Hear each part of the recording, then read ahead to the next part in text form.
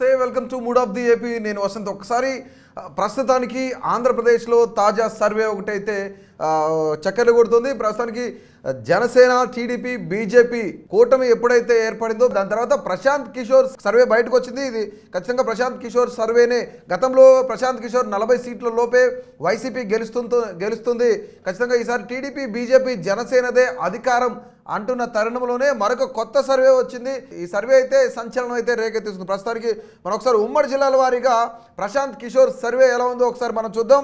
శ్రీకాకుళం ఉమ్మడి జిల్లాలో మొత్తం 10 నియోజకవర్గాలు ఉంటే కేవలం ఒకే ఒక నియోజకవర్గం వైసీపీ గెలుస్తుంది. మిగతా 9 నియోజకవర్గాలు టీడీపీ, జనసేన, బీజేపీ కూటమి విజయం సాధిస్తుందని చెప్తున్నారు. అలాగే విజయనగరానికి సంబంధించి 9 నియోజకవర్గాలు ఉంటే 9 నియోజకవర్గాల్లోనూ 3 నియోజకవర్గాలు వైసీపీ, 6 నియోజకవర్గాలు టీడీపీ, జనసేన కూటమి, బీజేపీ కూటమి కైవసం చేసుకునే అవకాశం ఉందని చెప్తున్నారు. ఇక విశాఖపట్నం చూసుకున్నట్లయితే మొత్తంగా 15 నియోజకవర్గాలకు గాను కేవలం 2 నియోజకవర్గాలు మాత్రమే వైసీపీ విజయం సాధిస్తుంది. మిగతా 13 నియోజకవర్గాలు కూటమి అభ్యర్థులు అయితే విజయదుందుబి మోగించబోతున్నారని కూడా చెప్తున్నారు. అలాగే తూర్పుగోదావరి చూసుకున్నట్లయితే 19 నియోజకవర్గాలు గాను 2 నియోజకవర్గాలు వైసీపీ, 17 నియోజకవర్గాల్లో కూటమి అభ్యర్థులు గెలిచే అవకాశం ఉందని చెప్తున్నారు. అలాగే పశ్చిమ గోదావరి చూసుకున్నట్లయితే 15 నియోజకవర్గాలకు గాను కేవలం ఒకే ఒక నియోజకవర్గంలో వైసీపీ, మిగతా 14 నియోజకవర్గాల్లో టీడీపీ, జనసేన, బీజేపీ అభ్యర్థులు విజయం సాధించబోయే అవకాశం ఉందని కూడా పీకే సర్వే తెలుపుతున్నారు. అలాగే కృష్ణాకు చూసుకున్నట్లయితే 16 నియోజకవర్గాలు ఉంటే 16 నియోజకవర్గాల్లో 2 నియోజకవర్గాలు వైసీపీ, 14 నియోజకవర్గాలు టీడీపీ, జనసేన, బీజేపీ కూటమి అభ్యర్థులు గెలిచే అవకాశం ఉందని చెప్తున్నారు. అలాగే గుంటూరు చూసుకున్నట్లయితే 17 నియోజకవర్గాలకు గాను కేవలం ఒకే ఒక్క స్థానంలో వైసీపీ, మిగతా 16 నియోజకవర్గాల్లో కూడా కూటమి అభ్యర్థులు గెలుస్తారని కూడా ఈ సర్వే చెప్తుంది.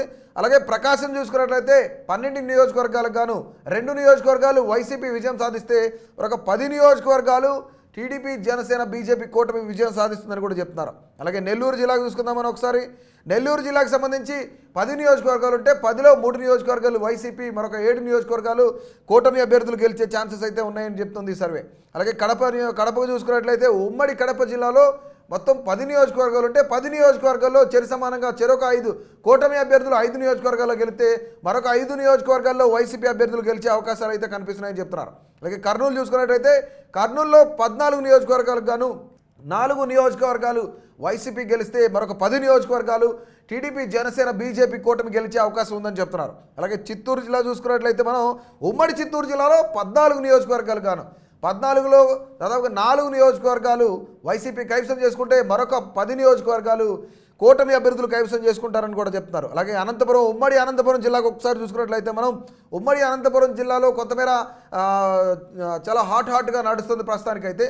ఉమ్మడి అనంతపురం జిల్లా చూసుకున్నట్లయితే దాదాపుగా 14 నియోజకవర్గాలకు గాను 2 నియోజకవర్గాలు వైసీపీ గెలుచుకుంటే మరొక 12 నియోజకవర్గాల్లో కూటమి అభ్యర్థులు విజయం సాధించే అవకాశం ఉందని కూడా పీకే సర్వే చెప్తున్నారు.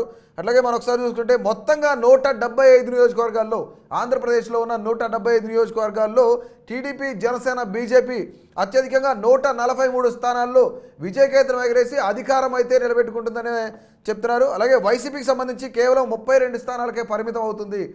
గతంలో పీకే చెప్పిన పరిస్థితి కూడా కేవలం జగన్ 40 స్థానాలకు మాత్రమే పరిమితం అవుతారు, 40 లోపే వస్తాయి సీట్లు అయితే వస్తాయి, మిగతా అంతా కూడాను టీడీపీ, జనసేన కూటమి గెలుచుకుంటుందని కూడా చెప్పారు. ఇది తాజా సర్వే.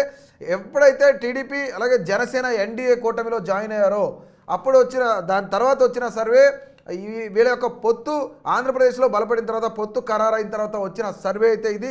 ఖచ్చితంగా 175 నియోజకవర్గాలు గాను కూటమి తమ హవా చూపే అవకాశం ఉందని కూడా ఈ పీకే సర్వే చెప్పడం అయితే జరుగుతుంది.